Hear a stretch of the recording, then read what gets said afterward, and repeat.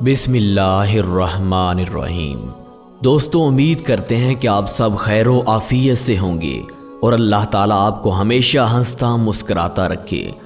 हज़रत इब्राहीम अलैहिस्सलाम ने अल्लाह ताला से दुआ मांग मांग कर जो बेटा मांगा था उनका नाम हज़रत इस्माईल अलैहिस्सलाम है।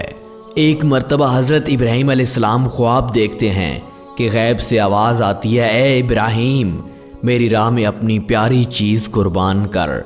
और हज़रत इब्राहीम अलैहिस्सलाम बेदार होते हैं और जैसे ही सूरज तुलू होता है अपना सारा माल अल्लाह की राह में कुर्बान कर देते हैं। मुतमईन होकर सोचते हैं कि मैंने अपना सब कुछ अल्लाह की राह में कुर्बान कर दिया।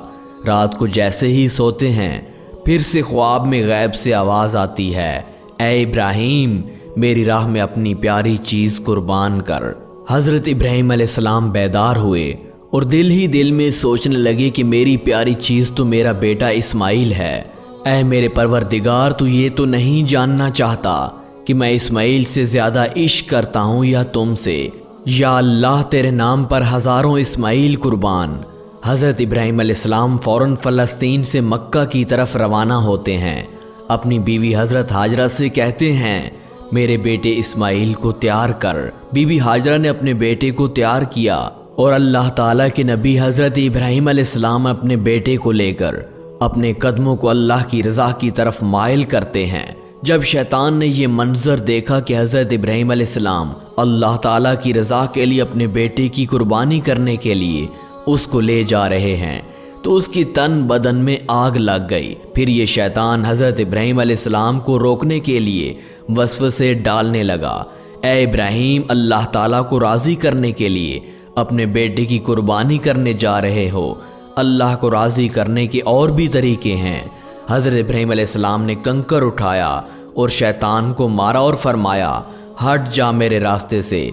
अगर मेरे पास एक क्या हज़ारों इस्माईल भी होते तो मैं अल्लाह के नाम पर कुर्बान कर देता। जब शैतान हज़रत इब्राहीम अलैहिस्सलाम को वर्गलाने में कामयाब ना हो सका तो उसके बाद शैतान हज़रत इस्माईल अलैहिस्सलाम के पास गया।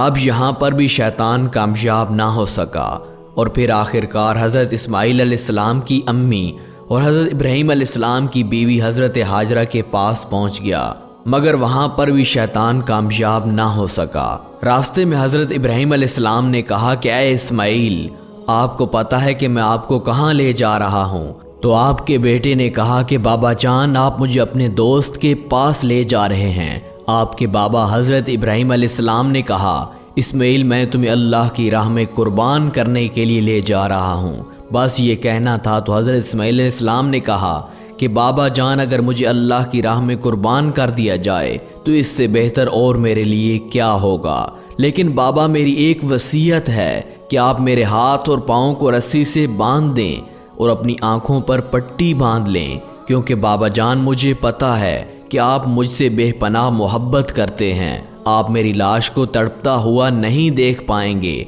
और ये तकलीफ़ मुझसे बर्दाश्त नहीं होगी। हज़रत इब्राहीम अलैहिस्सलाम ने अपनी आँखों पर पट्टी बांधी और हज़रत इस्माईल अलैहिस्सलाम के हाथ और पाँव बांध दिए और छुरी को हज़रत इस्माईल अलैहिस्सलाम के गले पर रखा और कहा कि ए अल्लाह, देख, मैं अपनी सबसे प्यारी चीज़ तेरी राह में कुर्बान कर रहा हूँ।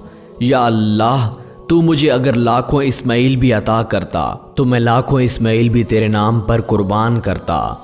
उसके बाद जैसे ही छुरी फिरने लगी अल्लाह ताला ने कहा कि ए जिब्राइल, जा जन्नत में से एक जानवर ले जा और इस्माईल की जगह पेश कर दे। हज़रत इब्राहीम अलैहिस्सलाम इश्क में कामयाब हुआ। बस फिर जैसे ही हज़रत इब्राहीम अलैहिस्सलाम ने हज़रत इस्माईल अलैहिस्सलाम के गले पर से छुरी फेरने के बाद अपनी आँखों से पट्टी हटाई तो क्या देखते हैं कि हज़रत इस्माईल अलैहिस्सलाम सही सलामत उनके साथ खड़े हैं और उसकी जगह एक जानवर और एक मेमना ज़िबा पड़ा हुआ था। और गैब से आवाज़ आई, ए इब्राहीम, तू अपनी कुर्बानी में कामयाब हो गया है और आपकी इस कुर्बानी को हम आने वाले इंसानों के लिए यादगार रखेंगे।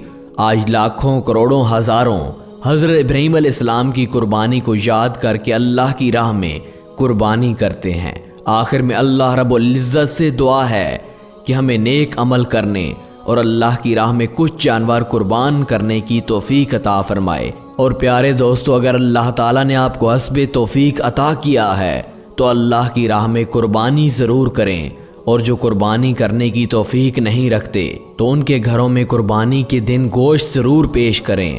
اللہ تعالیٰ آپ کو خوش رکھے، اللہ تعالیٰ آپ کی قربانی قبول فرمائے اور غریبوں اور فقراء کی مدد کرنے کی توفیق عطا فرمائے۔ دوستو، اگر آپ کو یہ ویڈیو پسند آئی تو زیادہ سے زیادہ شیئر کریں تاکہ قربانی سے پہلے ہر ایک قربانی کرنے والے یا قربانی سے دور رہنے والوں کو یہ ویڈیو مل سکے اور وہ اپنی قربانی صحیح طریقے سے ادا کر سکیں، اور ان کو قربانی کے بارے میں حضرت ابراہیم علیہ السلام، حضرت اسماعیل علیہ السلام اور اللہ تعالیٰ کا یہ دیا ہوا انعام ضرور پتہ چل جائے اور وہ اپنی قربانی کو صحیح معنوں میں ادا کر سکیں۔ دوستو، ملتے ہیں ایک اور ویڈیو میں، تب تک کے لیے اللہ نگہبان۔